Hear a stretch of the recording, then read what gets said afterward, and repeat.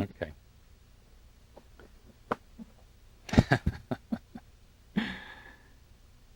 Okay, in John chapter 1, verse 28, he gives a location where John was baptizing.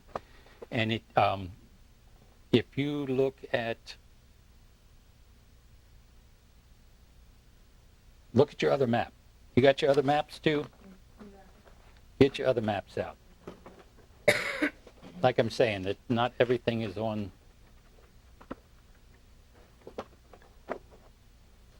The other map. Anybody have the other map? No, the one from your chronological order. This one. This one? Yes. That's the one. That's the paper I gave you with all the chronological order. Okay, but it'll be all right. I can show you from here.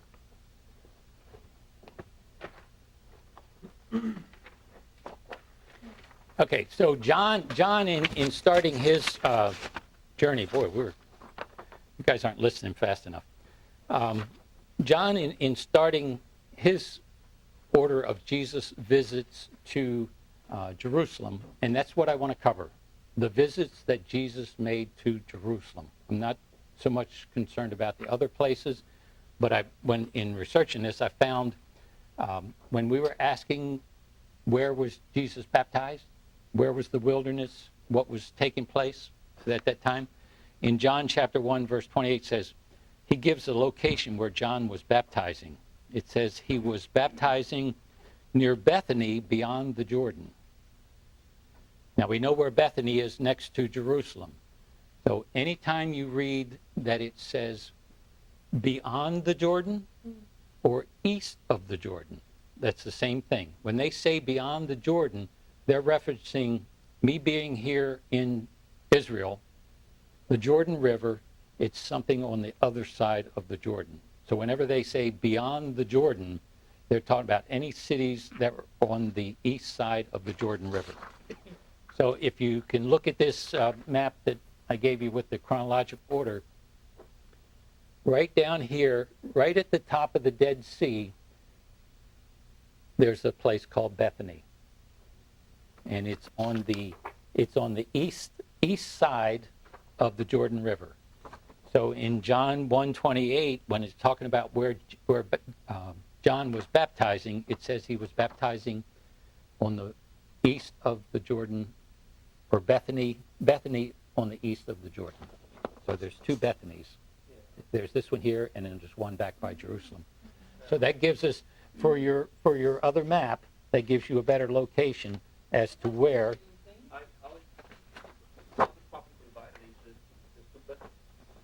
Well, one's on the other side of the Jordan, and one's near Jerusalem. And then you have another property between there, right? Another what? Another, what's this? Bethlehem and another Bethlehem. Qumran, something like that. Kerbet Qumran. Yeah. So that divides. The two Bethanies? Right.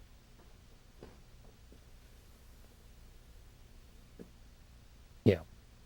Well, there's a city in between here. Remember, we noticed on our other map that there was a Bethsaida, Galilee, and then there was another Bethsaida on the other side of the Jordan River in this other province. So they chose names that were similar for whatever reason.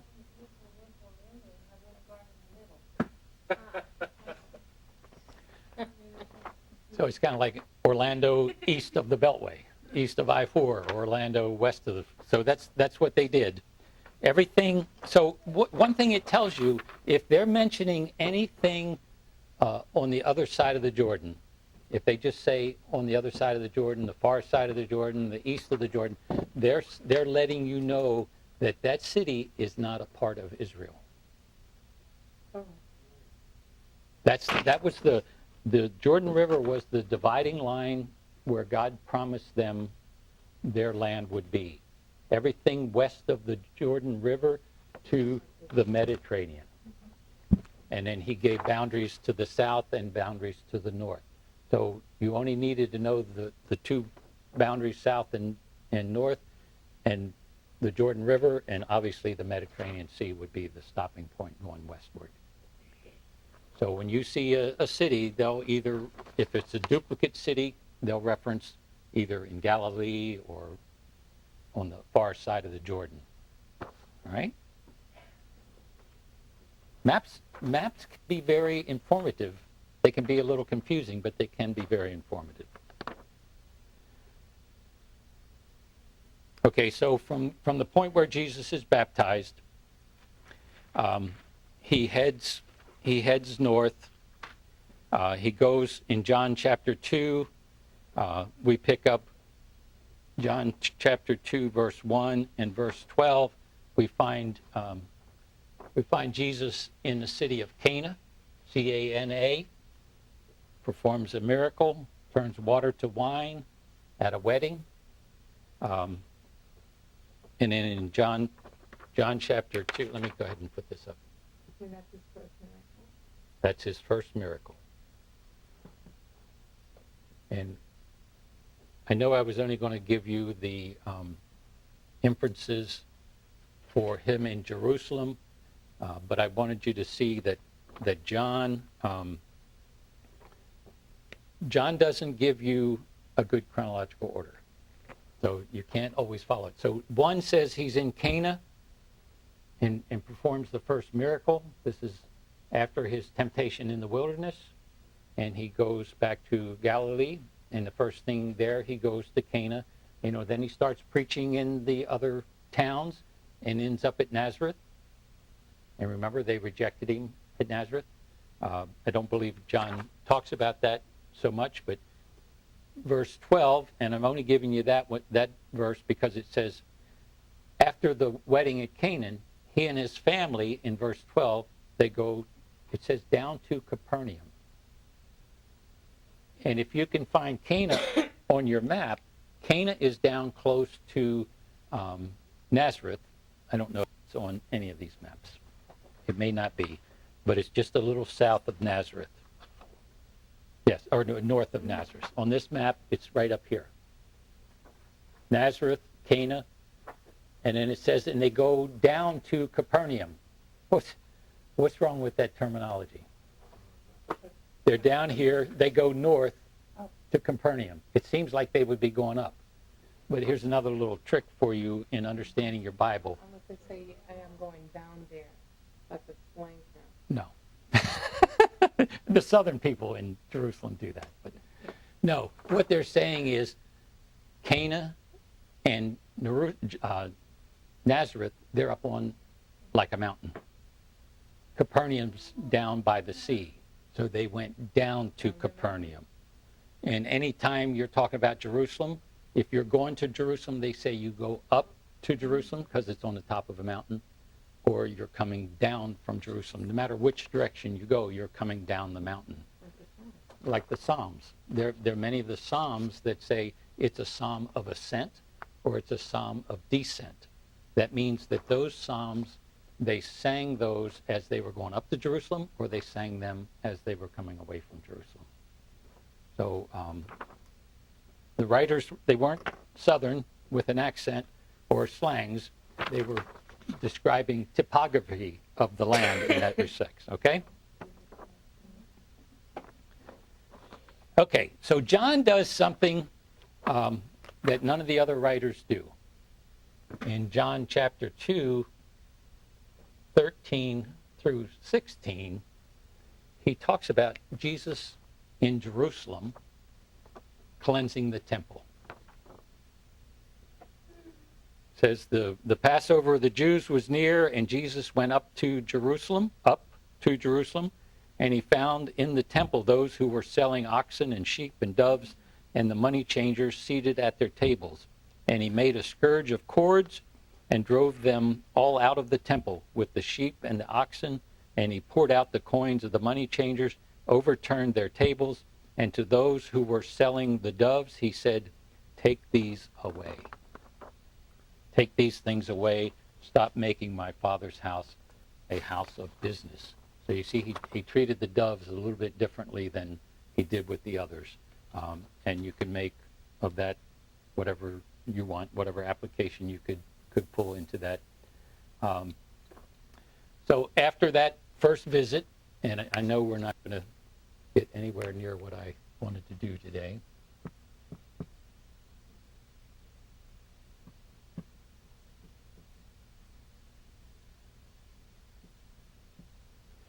So according to John, this in chapter 2, 13 through 16, this is Jesus' first visit to Jerusalem. And I'm making a point because we'll find it. We probably won't find it out till next week. But there's an important aspect of how many times Jesus goes to Jerusalem, and this is during the Passover.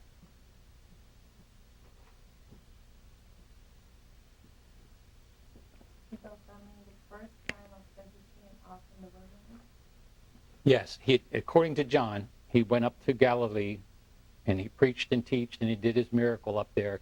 And then John wants to point out that he went to Jerusalem for the Passover.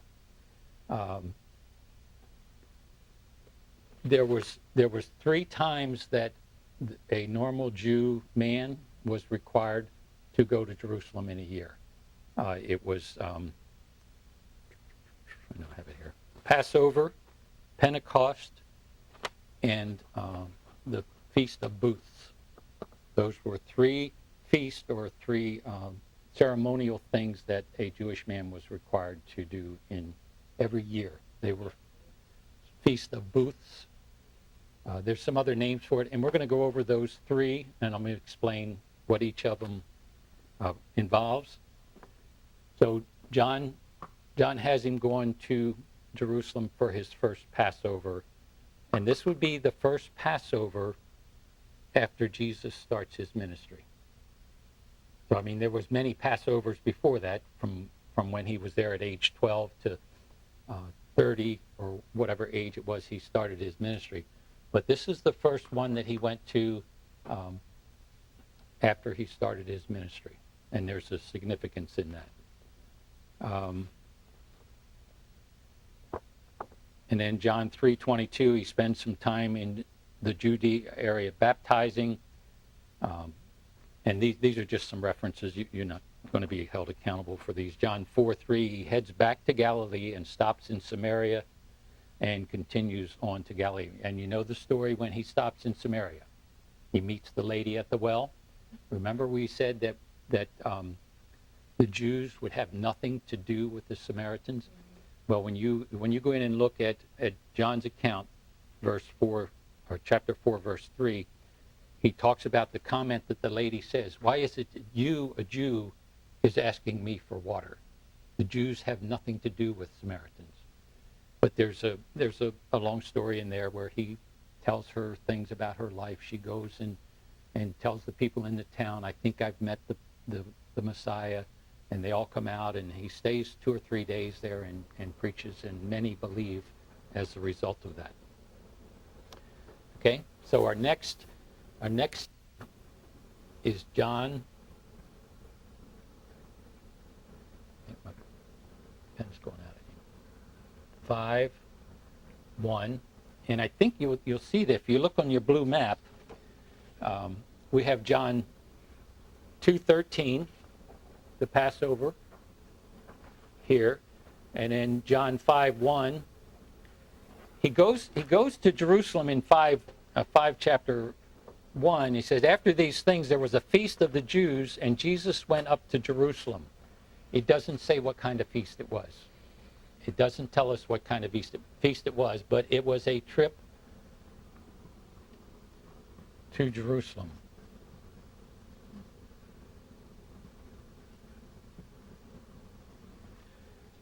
So now, so far we've got at least two trips that he's made to Jerusalem. First one was the Passover. Second one was this feast. And maybe week after next we can speculate on what that feast may have been. If there was 3 feasts a year that he was required to go to, we can probably narrow it down to one of the 2 that is not the Passover. And I told you the 3 feasts are Passover, Pentecost, and Booths. And there's some other names for the Feast of Booths, and we'll get into that. So, in John 6, verses 1 through 4, Jesus goes back to Galilee.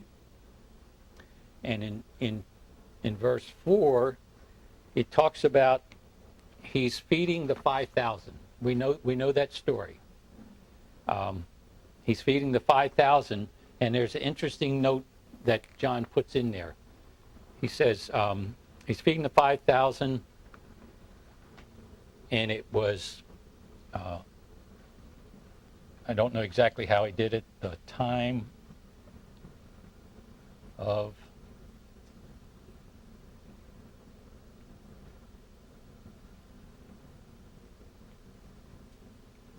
it was the time of the Passover. So he's obviously not in Jerusalem. He's up in Galilee. He's been preaching. There's a ton of people following him. And you know the story. The disciples say, tell them to go away. They're hungry. They're going to faint. And Jesus says, no, we'll feed them. And he feeds the 5,000. But John makes a mention that it's near the time of the Passover. I can't remember exactly how he said it, whether it was near. Is that what he says? Okay. So, this is also something we need to remember. This is the second Passover that's associated with Jesus' ministry. He goes to Jerusalem at the beginning of his ministry. It's the first Passover he attends since starting his ministry at age 30. Now he's in Galilee, possibly a year later, and he's there and he's feeding the 5,000, and John mentions that it's during the Passover, or the Passover was near. So there's a significance in what John's doing. He's not just keeping count for sake of counting. He has a reason for presenting that. Okay?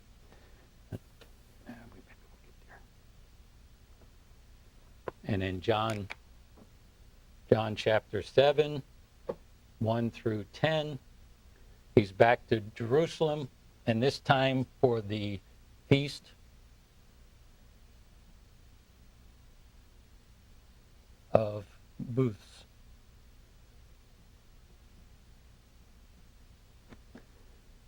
So this is, what do we got so far? One. He was up north for the, so that's at least his third time to Jerusalem.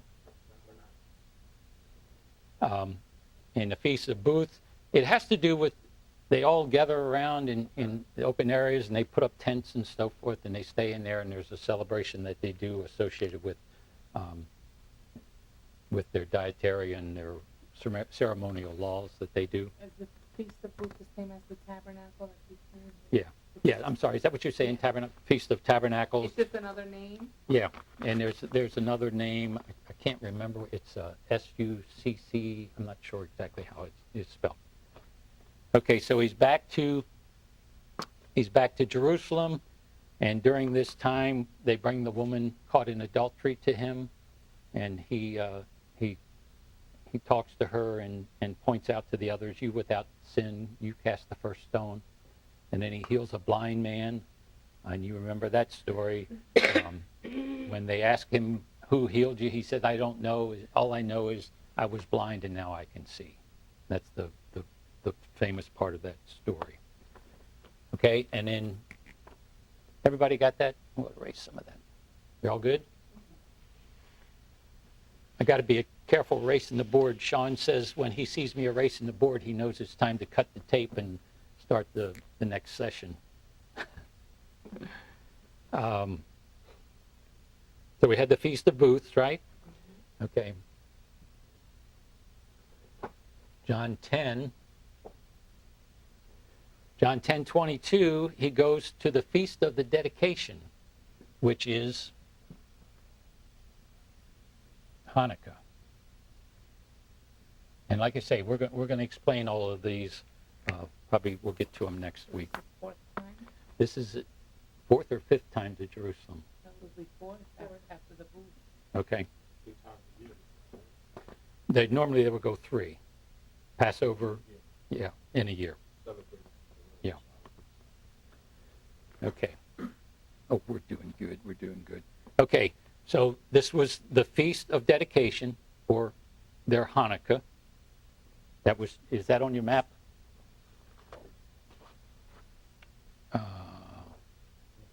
It's there. Now, one thing that's not on your map, and I put it just below where you see where it says John chapter 5. That's the unknown feast that he went to. What I did, I just wrote underneath that for Feast of Booths, chapter 10. 7, 1 through 10. If you want to add that to your map, and then his visit there from John chapter 10 is also listed on there. So then there's one more visit, one more time he goes to Jerusalem. So then that was winter, the Hanukkah. The winter time. Very well could be. Okay, and the last time he goes to Jerusalem is John 12, 1 and verse 12. And now that may be familiar from what we were looking at when he was in Bethany. But here he's gone to Jerusalem. He's there for the last time. Anybody want to guess what the feast was? No, it's his last visit to Jerusalem. When was he crucified?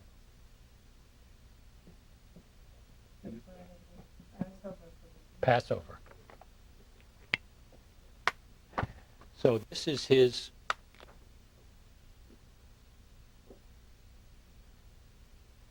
third Passover, according to John. Not what's the matter. Is she being bad? Okay, so John tells us in chapter 12, verse 1, and verse 12, he says, in verse 1, he says, 6 days before the Passover. Mm-hmm. So this is Jesus' third Passover. He came to Bethany. He stays there for a while, or he's there for the night. And in verse 12, it says, the next day he enters Jerusalem, and the people laid the palm branches in the road. Mm-hmm. So we're here with John, the same place we were with Matthew and Mark. Remember, their only account was when he came into Jerusalem. And this was... And then this is when he's anointed by Mary also. yes, I believe so. He used to be staying with somebody in Bethany all the time, going back and forth. Yeah, Mary and Martha and Lazarus. Those were his... Yeah, it's just a short walk from there. It's across the valley. If you look on your map, I don't know if it tells you, it has the Kidron Valley. But the map we have of just Jerusalem itself, you won't see it on there, but that other map I gave you that has Jerusalem on it will show you the Kidron Valley, the next one, this one. Right here is the, does that say Kidron Valley? Mm-hmm. Yeah, and Bethany's over here, so it's a short walk across to Jerusalem.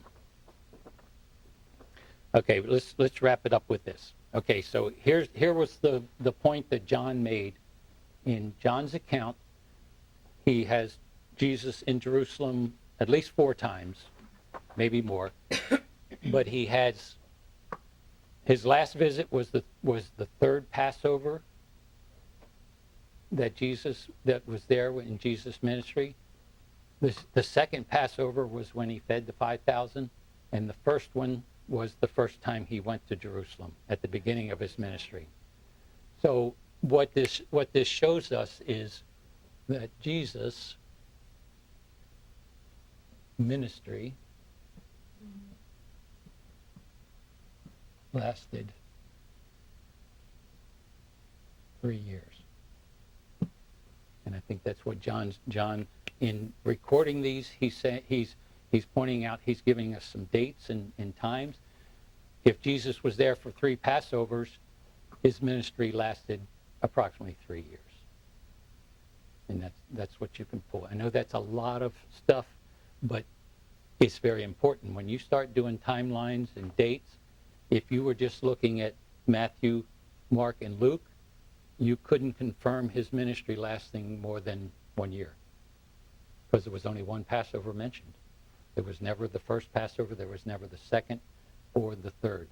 So the book of John gives us clear indication that his ministry lasted 3 years. Because there's some mix-up of dates in there. You know, year 0 was not the year Jesus was born. We noticed that he was born probably 6 AD, 4 AD, about the time that Herod was in charge and Herod died. So in order to get a good timeline, John's given us that information. Okay, Father?